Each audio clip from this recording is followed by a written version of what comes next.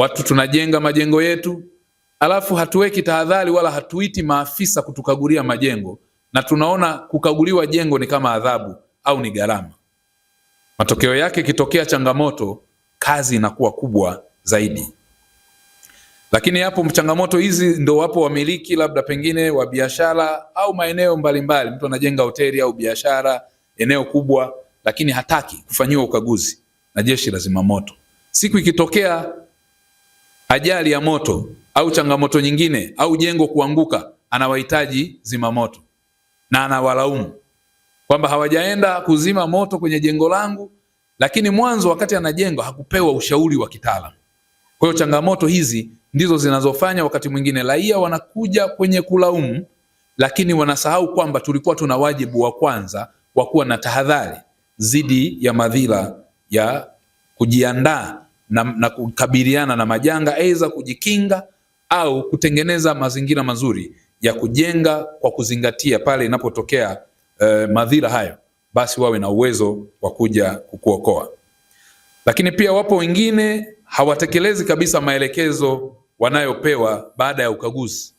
Ikitokea askari wetu wameenda kukagua kwenye majengo, basi hawatekelezi ule ushauri au maelekezo ambayo wanapewa. Hasa mara nyingi agharabu huwa ni kwa kukwepa gharama.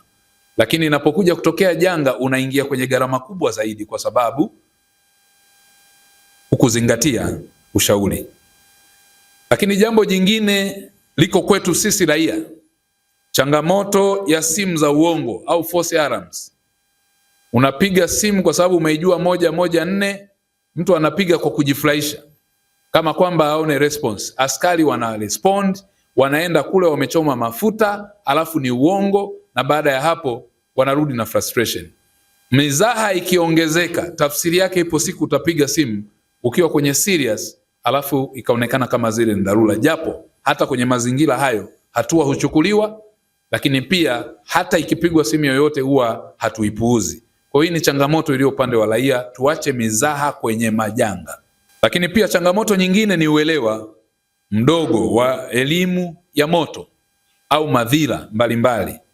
Iwe kwenye bahari, kwenye mito, meli zetu, kuna tahadhari zinazotolewa, lakini elimu wanaipuuza au wakati mwingine hata ikitolewa hawazingatii. Kwa changamoto ya elimu, wananchi wengi hawajui, labda pengine ndio maana kumekuwa na mpango mzuri na mkakati wa kutoa elimu kwa umma kuhusiana na madhila na majanga yanayotokea. Gari la zimamoto linawasha alarm ili mlipishe liende likatoe huduma ya dharura ya ajali. Alafu watu madereva wengi hawazingatii wala kushtuka na vile ving'ola na kuona kama ni jambo la kawaida, na mtu anaondoka kwa mwendo ambao ukiona kwa kweli haufanani na dharura ambayo amepewa onyo lake. Haya nayo ni maeneo ambayo kwa jeshi la zimamoto na uokoaji tutaendelea kutoa elimu, lakini pia tutoe elimu na askari wetu wa barabarani kupitia jeshi la polisi.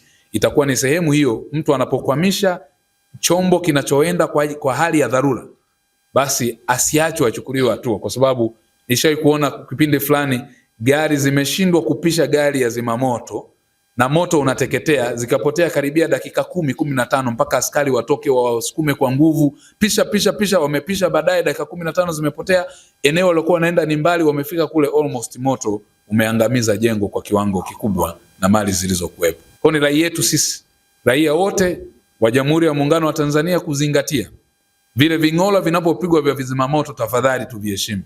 Ving'ola vya ambulance tafadhali tuviheshimu. Ving'ola vya misafara ambayo ni ya dharura unayoitambua inahitaji kupishwa na kupewa heshima, tuheshimu. Na ndio maana tunaenda kwenye hatua hata ya ving'ola vile vya kila mtu, kila mmoja tunaviondoa, ili inapokuwa dharura tuielewe dharura kweli. Mtu amejenga nyumba hapo, yani hapo kuna dirisha limepakana na dirisha la jirani mwingine, na nyumba ziko hivyo kama 100 hapa. Ukiangalia kama hakuna mpangilio, hata likija gari la fire litaingilia wapi? Hizi ni changamoto ambazo ni mojawapo zinazokabili jeshi la zimamoto na uokoaji, na hasa maafisa wanapoenda kutekeleza wajibu wao.